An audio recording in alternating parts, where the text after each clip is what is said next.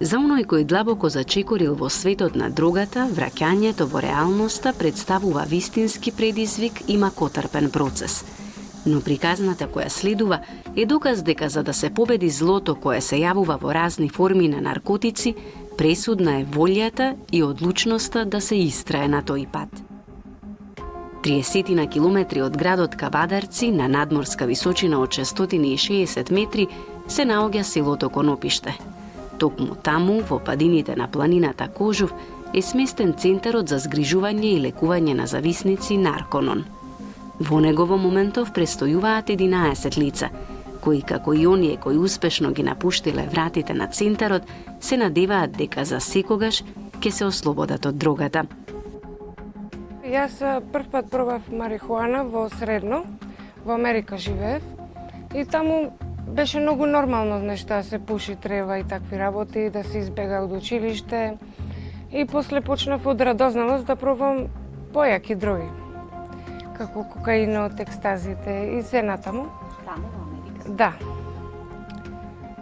И после, пошто не бев на некој начин способна да се справувам со работите, ми излезе неуба прилика кај што се најдов во ситуација, бев со некои луѓе што земаа хероин.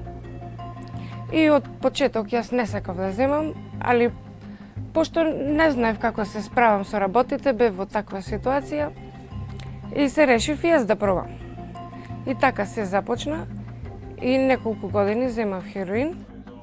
Слична е приказната и на 22 годишниот Мислим Дурмишовски од Кичево. По успешната рехабилитација, тој останал да работи во центарот како еден од волонтерите кои несебично ја пружаат својата помош на оние кои поминуваат низ пеколните фази на одвикнување. Табу тема, да се почнува со марихуаната, па се завршува на другите дроги, да, и кај мене беше истиот тој случај, кај што веќе тоа не представува задоволство, па нема врска која дрога ќе исконзумираш, па само да се надокнади задоволството, да се надокнади допаминот, дека не можев да си изнајдам задоволство во нормалниот живот и во нормалните начини на живот, и сето тоа премина во користење на кокаин и до најразлично дрога што можам да најдам, до најразлична супстанца, екстази, амфетамини, сите тие работи. Овие користење на дроги нанесоа доволно штета кај мене, доволно проблеми дома, по 3-4 дена не доаѓање дома, моите загрижени, непреспани ноќи на моите дома.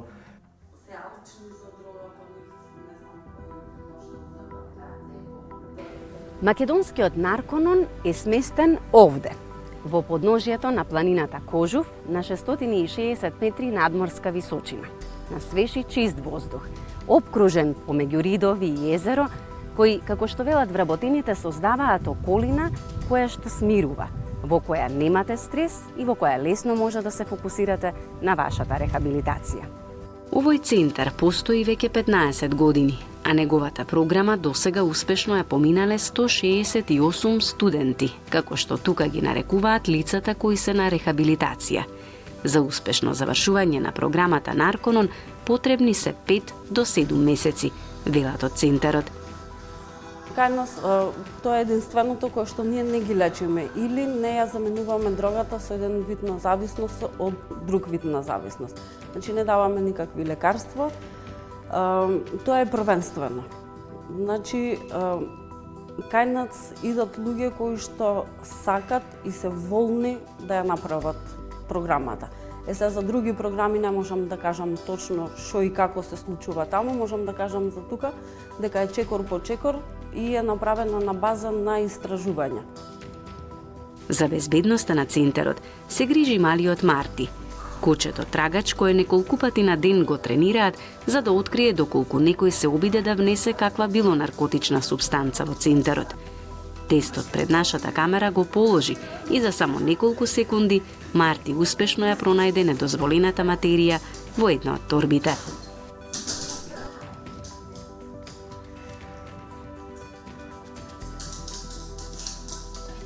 Но рехабилитацијата не завршува откако ќе се исчисти телото и направат вежбите.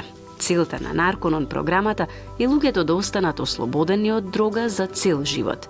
Сепак упатените велат дека не постои целосна гаранција дека оној кој ја завршил програмата нема никогаш повеќе да и се врати на дрогата. Тоа е нормално да се случува. Постојат одредени поединци кои што се откажуваат на некој дел од програмата. Ова е своеволна програма, значи не е затвор, не е болница, нема решетки, се е од отворен тип. Тука доаѓаат студенти кои што се волни да ја прават програмата. Сега, нормално, има некои студенти кои што имале можеби некои скриени цели или скриени намери, па тие намери и скриени цели причинуваат да има поголеми потешкоти, па најчесто заминуваат. Но секако, има студенти кои што заминуваат од програмата, но вистински волните студенти секогаш завршуваат до крај, бидејќи може да ја надминат секоја потешкотија. Но Теодора и Мислим немаат дилеми дека заслужуваат нов почеток. Уверуваат дека се цврсто решени да и кажат не на дрогата. За секогаш. Воопшто не се плашам за таа тема. Многу се осеќам сигурна во себе си, сега поготово на крајот. Гледам дека ги практикувам вежбите и работите што ги имам научено тука. И сакам да си одам Америка, пошто таму е мојата фамилија. Имам и ќерка, 2 години, таа е во Битола сега со мајка ми. Таа земам ќерка ми да си одеме Америка, ќе си најдам работа, полека ќе почнам да си градам животот.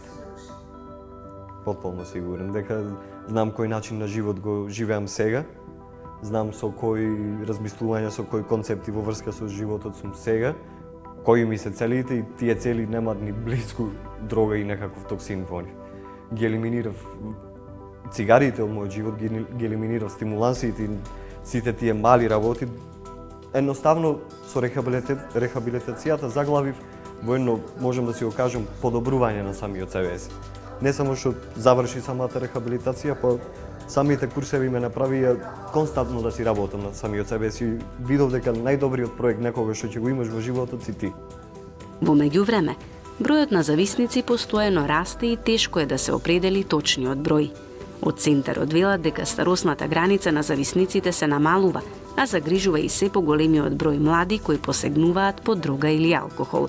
Алармантно е и тоа што расте појавата на нови лекови, дроги и супстанции кои никогаш порано не биле познати за јавноста, а кои пак, како што велат, прават многу повеќе штета од веќе познатите дроги.